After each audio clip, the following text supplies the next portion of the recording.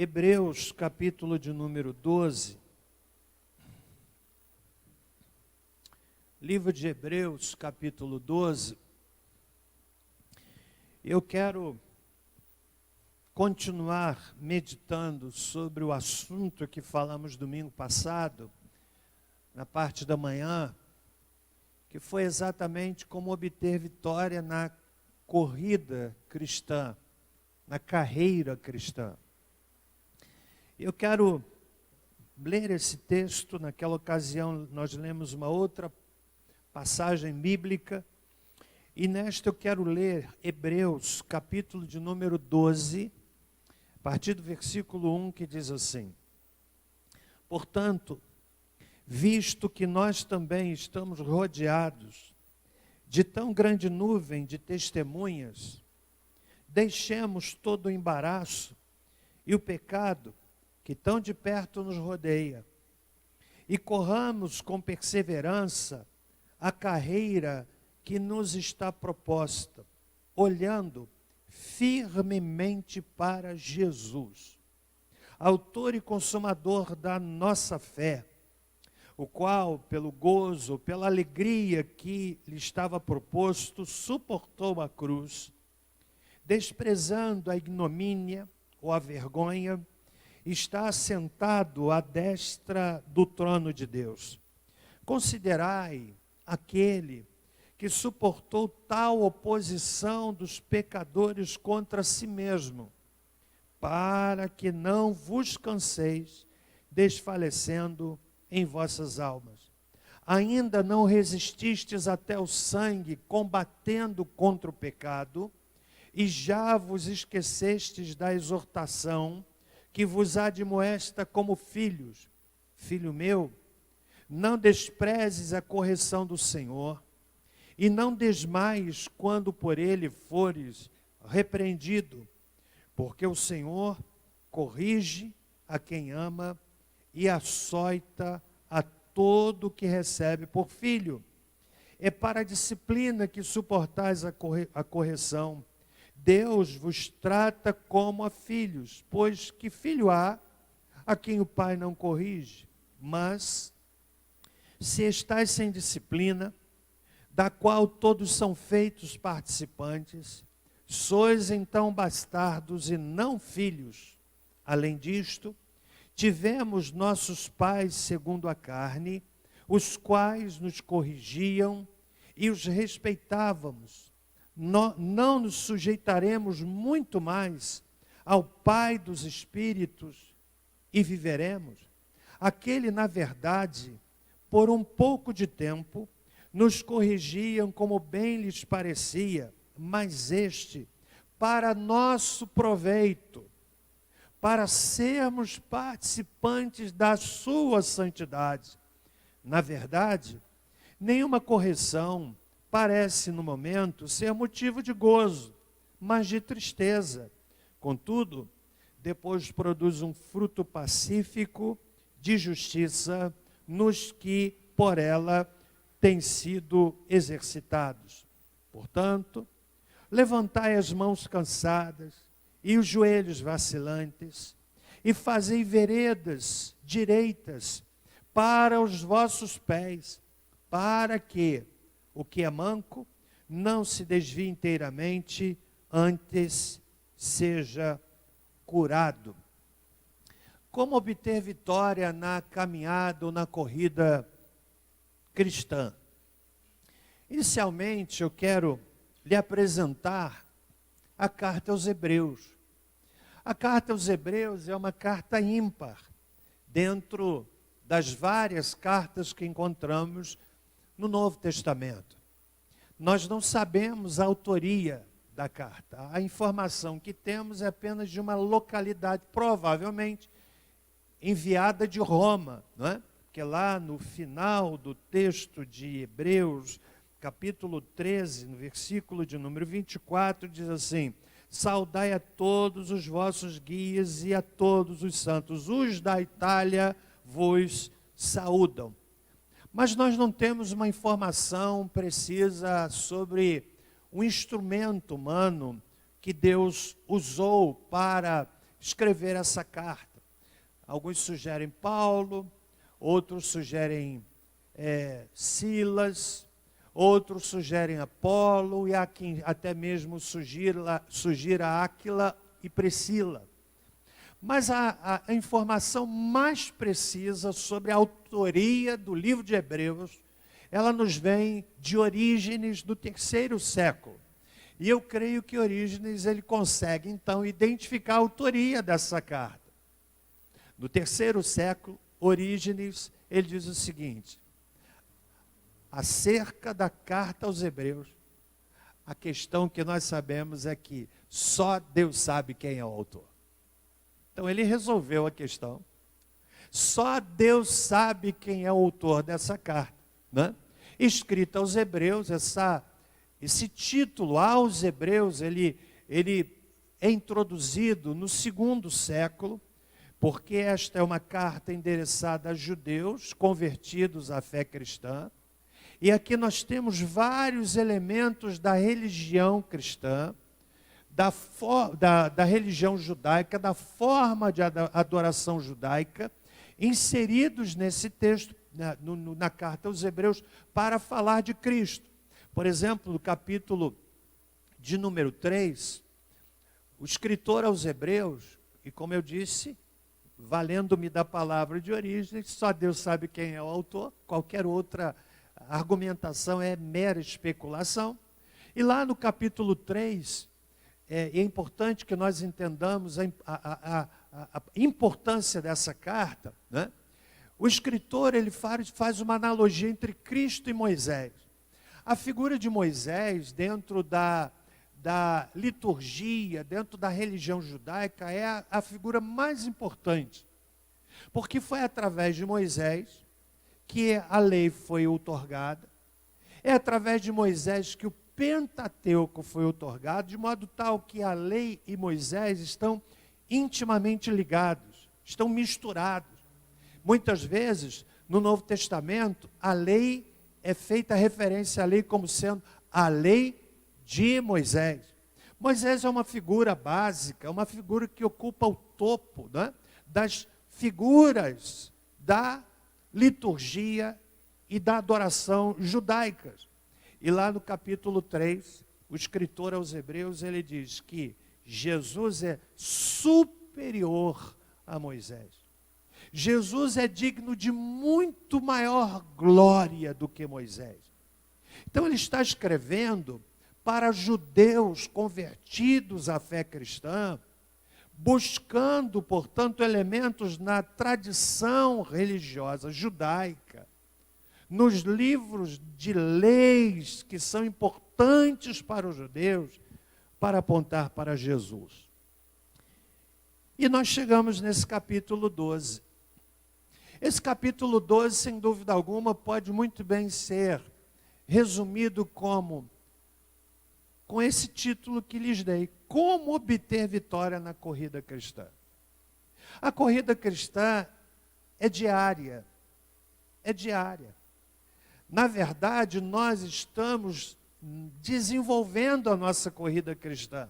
Nenhum de nós aqui é uma obra acabada, né? Eu disse semana passada que uma coisa importante é você começar bem a sua caminhada cristã. Começar bem. Eu me lembro da minha conversão, eu me lembro do meu ardor lá nos meus 17 anos, jejuando 3 dias para eventos que a juventude da igreja da qual eu era membro fazia, evangelizando, indo a lugares tão inóspitos, tão difíceis. Que bom de ter uma caminhada, de ter um início bom, mas eu quero dizer para você que melhor do que começar bem é desenvolver-se bem, porque há pessoas que começam bem, mas na caminhada cristã começam a ratear, começam a se distanciar daquele início glorioso, daquele início de caminhada cheio de fervor, que vivem apenas de lembranças, de memórias de um passado em que eles foram tão atuantes, tão fervorosos, tão dedicados. Começar bem é bom, mas olha, continuar bem é melhor ainda. que há pessoas que não começam bem, começam rateando, mas ao longo da caminhada vão sendo ajustados, o discipulado, a instrução bíblica, eles começam meio vacilantes, daqui a pouco embalam e se desenvolvem bem. Mas eu quero dizer para você, repetindo o que disse semana passada, é bom começar bem, é melhor ainda você se desenvolver bem, mas melhor ainda é terminar bem. Porque há pessoas que começam bem, se desenvolvem bem, mas terminam mal. Na reta final, naqueles segundos finais, põe tudo a perder. Eu não estou me referindo à questão de salvação, não. Eu estou me referindo à questão da corrida cristã. Você e eu estamos numa corrida cristã. Nenhum de nós aqui é obra acabada. Pode ser que um esteja mais à frente, outro esteja mais atrás. E olha, caminhada cristã não tem a ver com títulos que nós tenhamos, com o cargo que nós ocupemos. Nada disso. Tem a ver com a sua vida nessa corrida, nessa estrada da caminhada cristã. Por isso que nessa manhã, o meu desafio de um pecador que também está na corrida, é de buscar na Escritura quais são os passos que eu preciso dar, que eu devo dar, e que vão me levar à vitória na vida cristã. Eu quero terminar bem, como Paulo terminou bem. Paulo terminou bem. Na segunda epístola a Timóteo, escreve um jovem pastor, capítulo 4, ele diz assim, ele já percebendo que a morte se aproximava, ele diz assim, já percebo o cheiro da minha partida. Ele usa outra expressão, mas ele diz o seguinte, combati o bom combate, acabei a carreira, guardei a fé. Às vezes a gente pode dizer isso de alguns irmãos que partem para a eternidade. Aqui está alguém que, como Paulo, combateu o bom combate, acabou a carreira e guardou a fé. Sabe o que é isso? Terminou bem. Terminou bem. É importante começar bem, mas é mais importante ainda continuar bem. Mas mais importante ainda é terminar bem. Combati o bom combate. Há muitos que se desviam, desistem.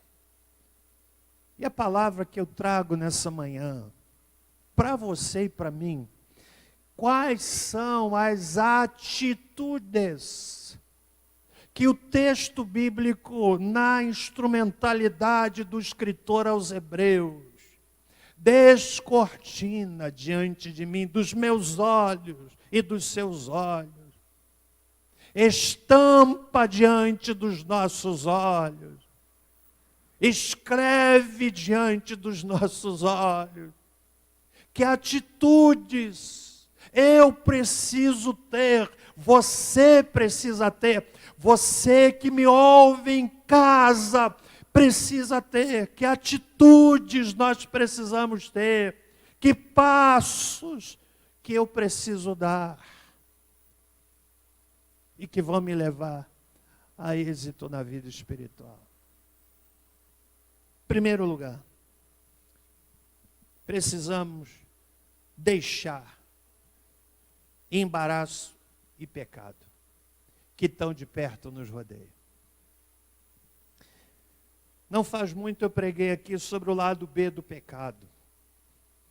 Eu comecei minha fala perguntando, pecar é bom? Me adiantei respondendo, não é bom, é ótimo. Pecar é ótimo? Não, não é ótimo, é excelente. Pecar é excelente? Não, pecar é fantástico. Porque se pecar fosse como uma cirurgia sem anestesia, ninguém pecaria. Se pecar fosse como tomar óleo de fígado de bacalhau, ninguém tomaria. Se pecar fosse como tomar suco de boldo, ninguém tomaria. Exatamente porque é atraente, é que nós pecamos. Tiago, ele chega a dizer que nós somos atraídos, engodados pela nossa concupiscência. Ou seja, aquele desejo que a natureza pecaminosa que você e eu temos, quando ela encontra a oportunidade, se a nossa natureza não for dia a dia colocada debaixo dos pés do Senhor Jesus Cristo, a natureza, a concupiscência pecaminosa que você e eu temos, ela encontra o ambiente e aquela semente dá um fruto terrível. O escritor diz: deixar. Pecado, embaraço. É interessante que nem tudo que é embaraço é pecado. Mas tudo que é pecado é embaraço. Às vezes, nós podemos estar atentos ao pecado, mas não ao embaraço, que vai levar ao pecado. Fugir de situações embaraçosas. Compreende? Situações embaraçosas. Situações que possam arranhar a sua vida espiritual. Ontem, na minha live com o brigadeiro, o pastor Luiz Carlos Ribeiro, ele disse uma coisa muito interessante: atingiu o posto mais alto, o irmão da Lúcia, da Jambres, estão as duas aqui.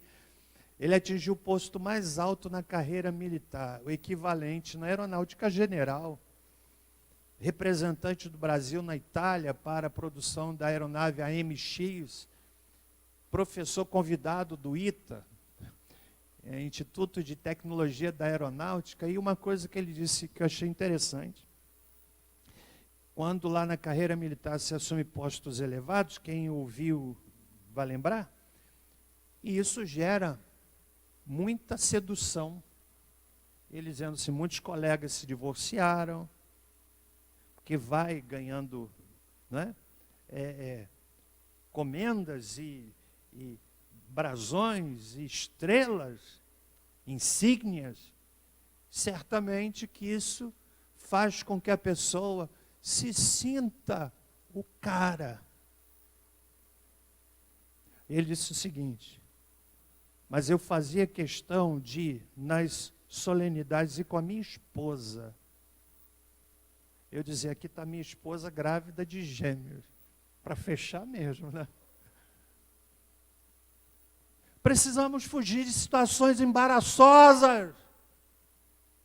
Preste bem atenção às situações embaraçosas na dimensão virtual. Esse negócio aqui, olha, que é um computador, pode ser útil, pode ser uma arma, pode ser também um veneno. Abro aqui minha tela, eu vejo uma porção de coisas, entendeu? Está aqui, tudo aqui. Você sabe qual é o risco da rede social? Que é muito útil, a gente está usando agora a internet. Eu não sei nem quantas pessoas estão conectadas agora. 184 pessoas. Se nós colocarmos 2 pessoas por conexão, mais as que estão aqui, hoje à noite passa de 300, né? Então, é muito bom. Mas como é que é você lá no seu quarto, com esse negocinho aqui? Está me entendendo? Onde é tão simples, olha. Está de cabeça para baixo. Abrir. O escritor está dizendo deixa embaraço e o pecado. Eu creio que tanto para um quanto para outro, o Espírito Santo de Deus, ele diz: cuidado! Eu fazia faculdade em Vassouras e às vezes eu ia de carro. E algumas colegas pediam: dá uma carona para a Barra do Piraí. Eu disse assim: não posso. E quando eu dava carona para alguém, eu lotava o carro. Porque imagine, eu dou uma carona, olha, eu não sei você, eu penso assim. Eu pego lá, dou carona para uma colega e venho aqui. Nessa hora, o diabo é tão sujo que ele faz com que o carro enguice em frente ao motel. E sabe como é? Naquela época eu tinha um Passat marrom. Quem é que lembra daquele Passat marrom? É bem singular, não é? Nessa hora, o diabo que é sujo, ele coloca alguém para ver o carro do pastor parado em frente ao motel que enguiçou. E sabe o que acontece? Eu vi o carro do pastor, mas bem lá, hein? Esse imaginário, irmãos, é terrível.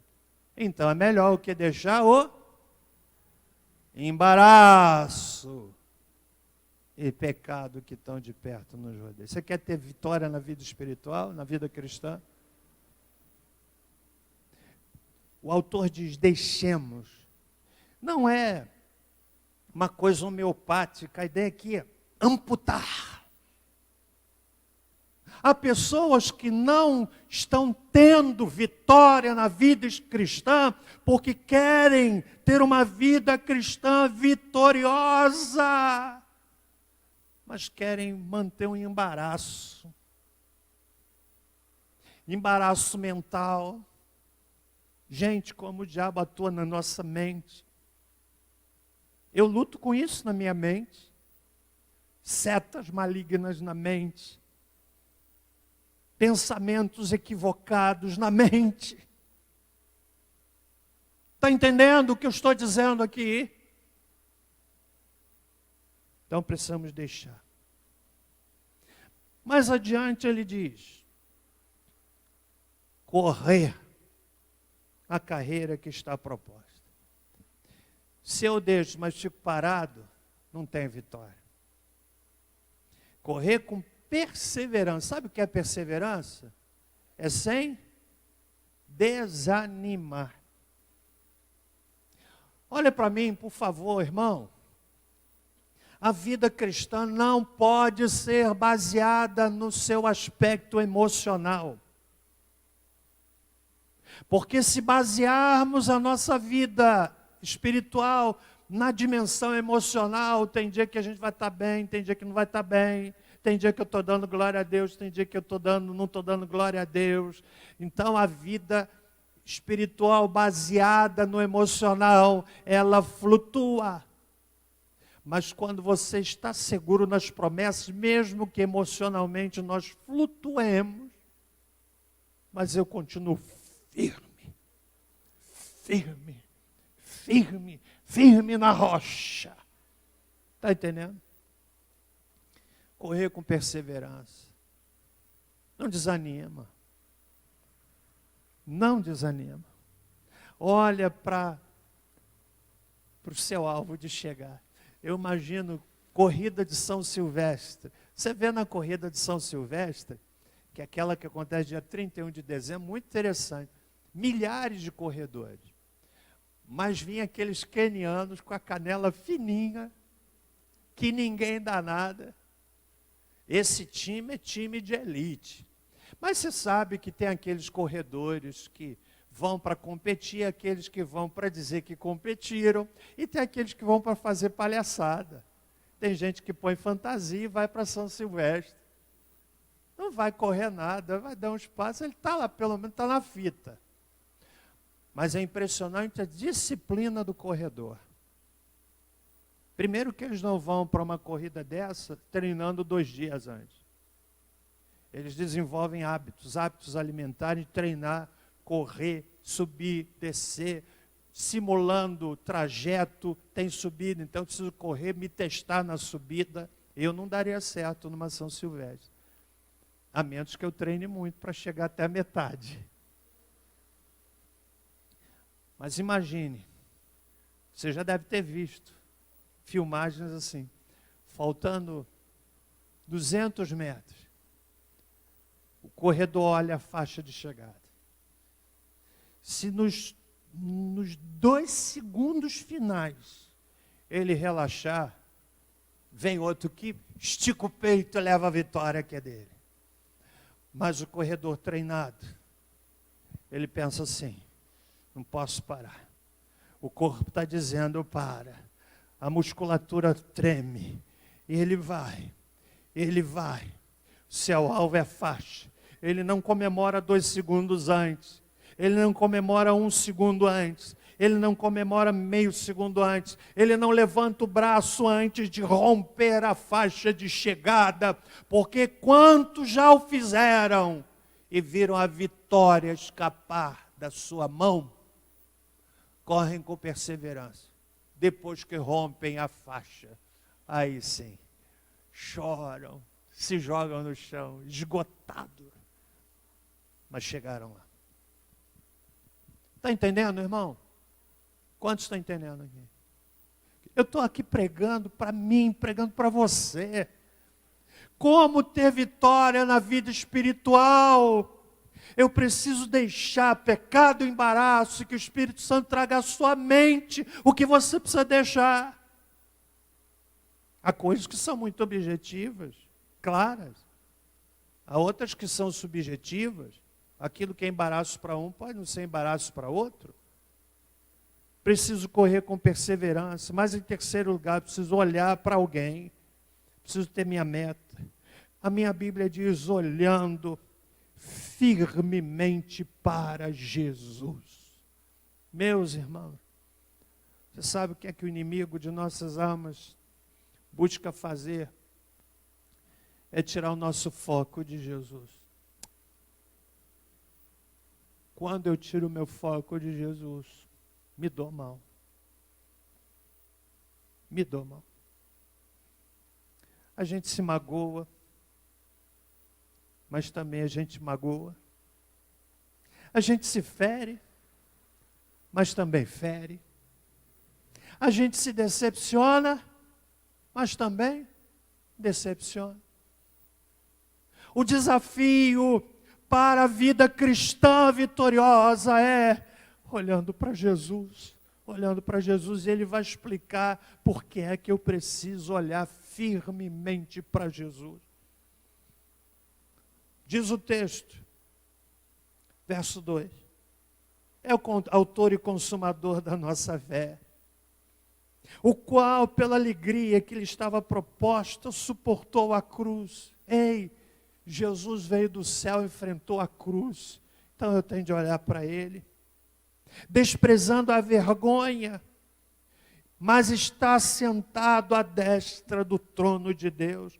O autor ainda me encoraja a olhar para Jesus, dizendo, olha, considere aquele que suportou tal contradição dos pecadores contra si mesmos, ou seja, sacrificaram aquele que por eles estava morrendo, para que não vos canseis, desfalecendo em vossas almas.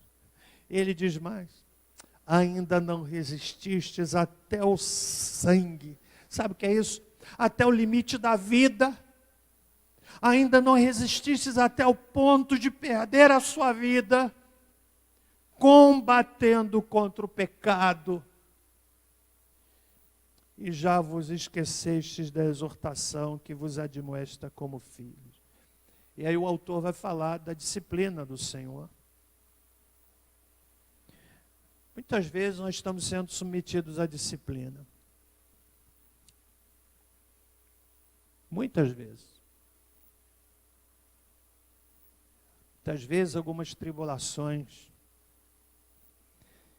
que o Senhor permite que venham à nossa vida, para a nossa disciplina.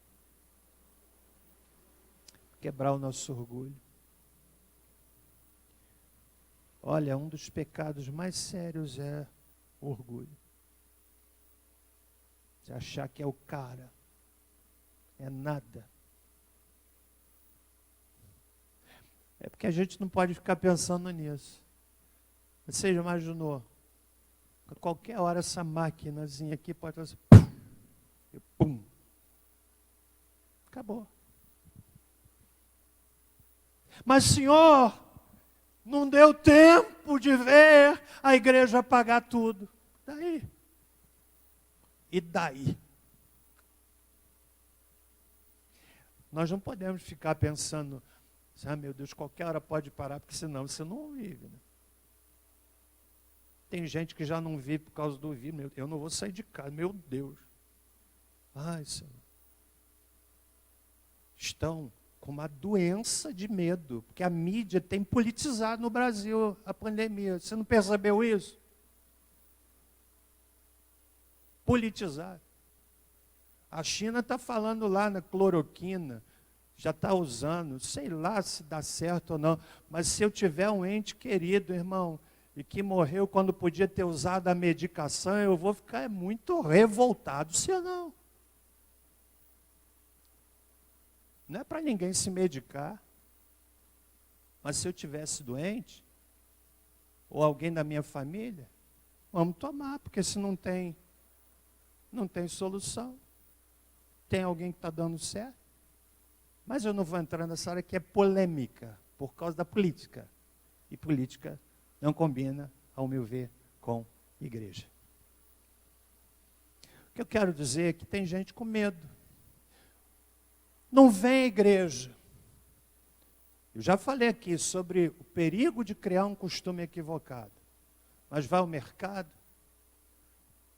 vai à feira, faz caminhada batendo papo, entra na padaria, vai ao salão, mas não vem à igreja. Com toda a segurança que a gente está tendo aqui, hein? Eu seria doido de expor a minha família, a igreja que eu lidero, a possibilidade de adoecimento. Sou doido. Olha a distância que a gente tem aqui, olha. Está entendendo? Tem gente que tem medo. Que dirá combater até o limite da vida contra o pecado. Você quer ter vitória na vida espiritual? O escritor diz, olha para Jesus. O que ele fez na cruz, se aquilo não encorajar, meu amigo, não tem o que possa. Você está em luta? Todo mundo tem. Lhe garanto que você não é o último da fila. Ontem o irmão pastor dizia lá de uma médica, morando na Itália, representando o Brasil, aí uma moça que fazia faxina para ele na casa. Então, assim, você é russa, você deve ter ouvido. Eu falei assim, Eva, o que você fazia na Rússia? Médica pediatra. Mas por causa da pobreza, eu saí de lá e vim tentar a vida na Itália. Aí ele dizendo assim, olha, que os crentes russos são muito mais fervorosos que os crentes brasileiros. Meu irmão, fala sério.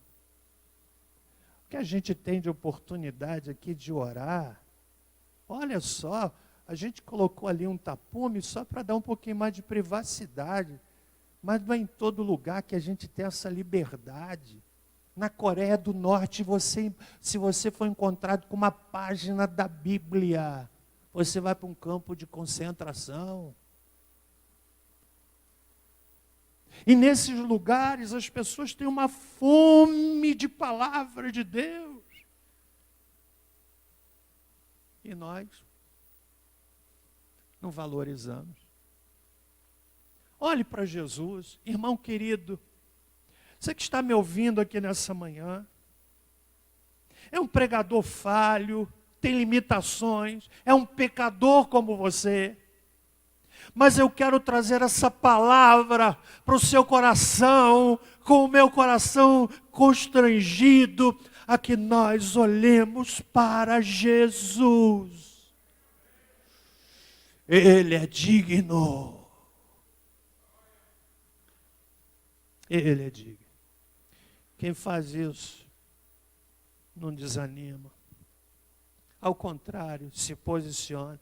Mas eu estava dizendo que muitas vezes o Senhor permite a disciplina. Ele corrige quem ama. Talvez você esteja passando por uma disciplina do Senhor. E o texto chega ainda a dizer que é para o nosso bem, para vivermos, para nosso benefício, para que nos tornemos participantes da santificação. Deus precisa lapidar. A gente está na estrada, não chegamos ainda. Façamos isto e com certeza teremos vitória. Guarde isso. É importante como a gente começa.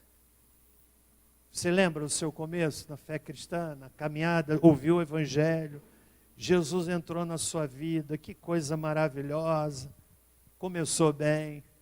O crente novo é uma coisa mais linda que tem, irmãos. Mais linda. Ele é puro.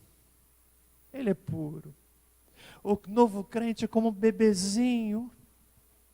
É puro. Ele ouve a palavra de Deus assim, ó. Quer beber. Quer se alimentar. Aí ele ora do jeito dele em casa, lá no seu quarto, às vezes o único na família, uma família hostil ao Evangelho, mas ele converteu-se, nasceu de novo. Ele vai orar do jeito de Deus. Olha, eu não sei bem falar não, viu, Deus?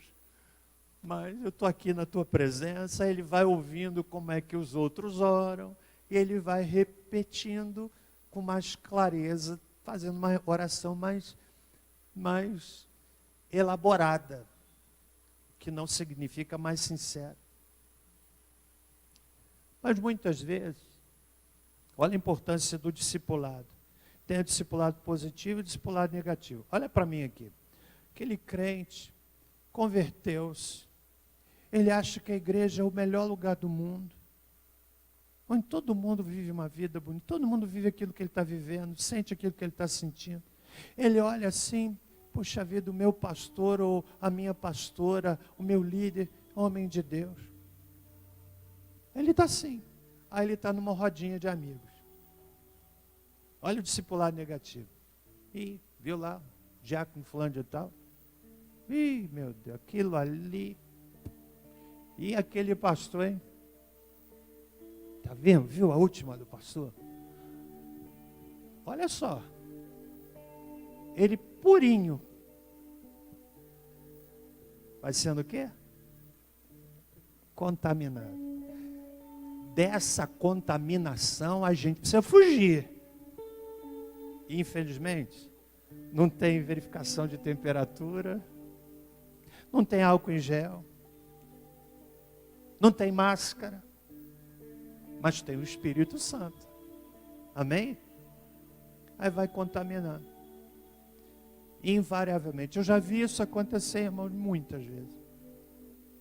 A pessoa se converte e vai assim. A gente vai vendo aquela coisa bonita,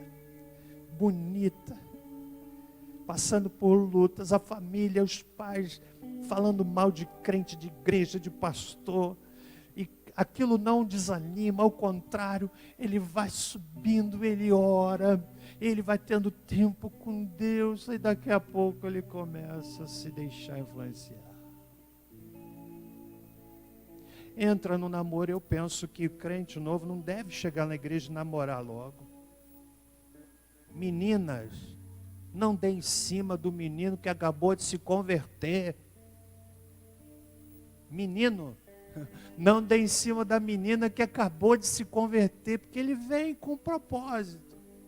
Aí chega aquele rapaz bonito, vistoso, se converteu. Oh, glória a Deus, a minha oração respondida. Aí já começa a dar em cima do menino. Gente, eu já vi acontecer. Vocês estão me entendendo? Quantos estão me ouvindo aqui entendendo? Aí aquele menino começa a ficar dividido. porque ele ainda tem a cosmovisão do mundo. Olha para mim, o camarada se converteu hoje, a visão de namoro que ele tem é do mundo. Aí encontra uma menina ou um menino, eu estou pegando pesado, mas tem que falar. Se alguém não tem de dormir, entre nós dois, que seja você. Aí tem aquele namoro que não é quente, é pegando fogo. O menino vem puro. Aí ele começa. Daqui a pouco, aquele fervor foi embora.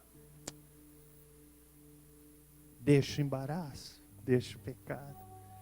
Olha para Jesus. Olha para Jesus. Amém, gente? Abençoa você. Encerrar cantando um hino que tem a ver com essa canção, com essa mensagem. Abençoa de fato o seu coração, irmãos, que é o seguinte, olha, ruge